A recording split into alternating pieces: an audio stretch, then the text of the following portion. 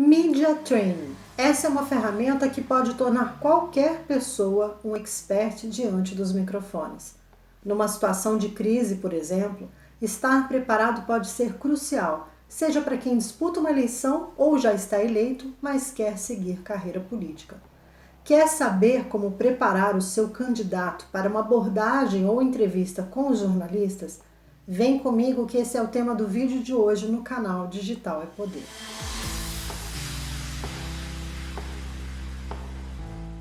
Bom, eu sou Luciana Modesto e trabalho com assessoria de imprensa há 22 anos.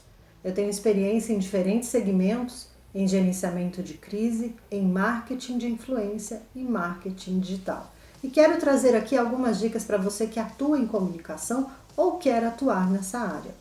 Vamos lá? A situação é comum. Um jornalista que a princípio tem um furo para divulgar chega no seu candidato sedento para pegar uma fala comprometedora que justifique a pauta quentíssima que ele tem nas mangas.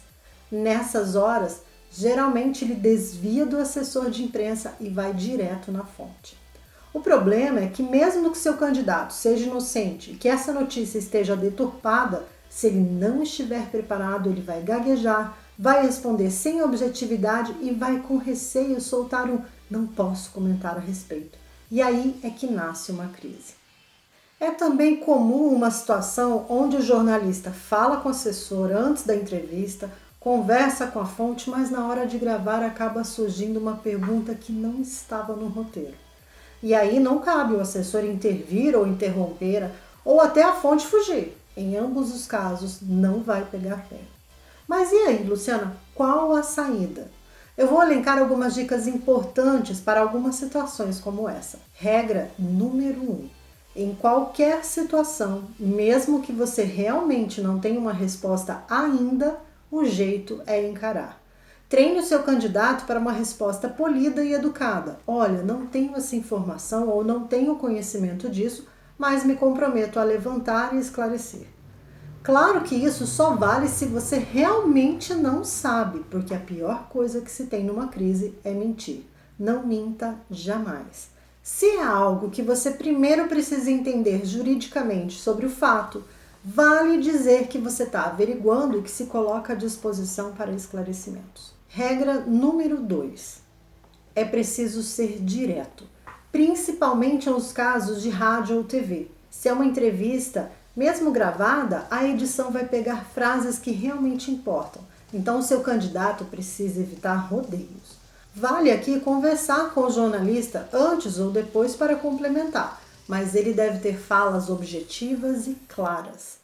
Se for ao vivo, mesma coisa. Tem que ser objetivo para passar a mensagem certa, sem duplas interpretações. Se for jornal ou site, a regra ainda vale, afinal o jornalista vai transcrever o que o seu candidato disse. Aliás, um lembrete importante. Nem você, nem o seu candidato ou cliente pode pedir para o jornalista para ver a matéria antes. Jamais. Isso vai soar falta de confiança ou excesso de controle e em ambos os casos vai gerar um constrangimento desnecessário. Regra número 3. Em alguns casos, principalmente nas entrevistas gravadas, onde a edição retira a abordagem do jornalista, a dica é responder com a pergunta. Se o jornalista perguntar, por exemplo, haverá licitação para a construção dessa ponte? A resposta nunca pode ser apenas um sim ou não. Então, repita. Para a construção dessa ponte, vamos ter dispensa de licitação em função da situação emergencial para não deixar a comunidade isolada.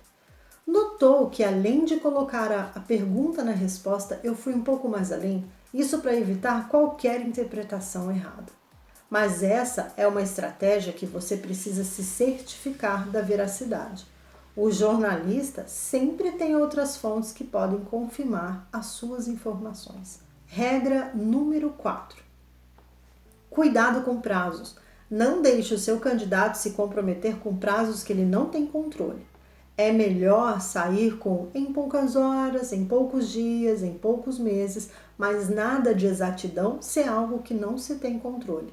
Imagina se o seu candidato diz que em 3 dias vai ter um julgamento de um determinado caso e o fato será encerrado. E então o julgamento é suspenso ou acontece algo.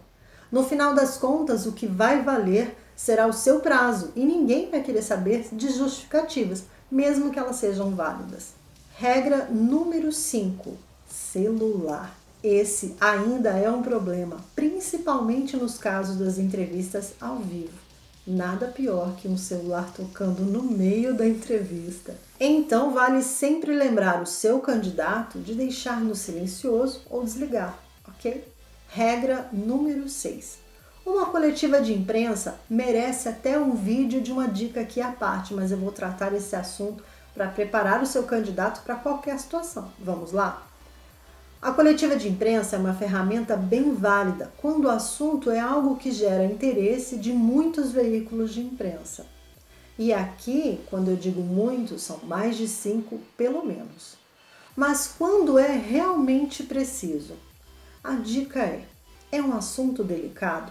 É algo que precisa ser esclarecido massivamente ou é algo que vai impactar a vida de muitas pessoas ou a rotina da cidade?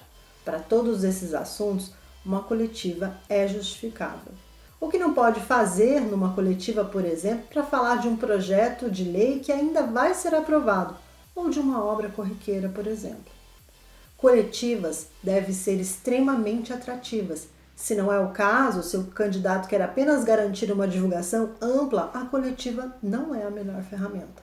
Ele deve investir em outras frentes e deixar a coletiva para algo mais impactante. E como o candidato deve se portar? As regras são as mesmas que eu elenquei até aqui.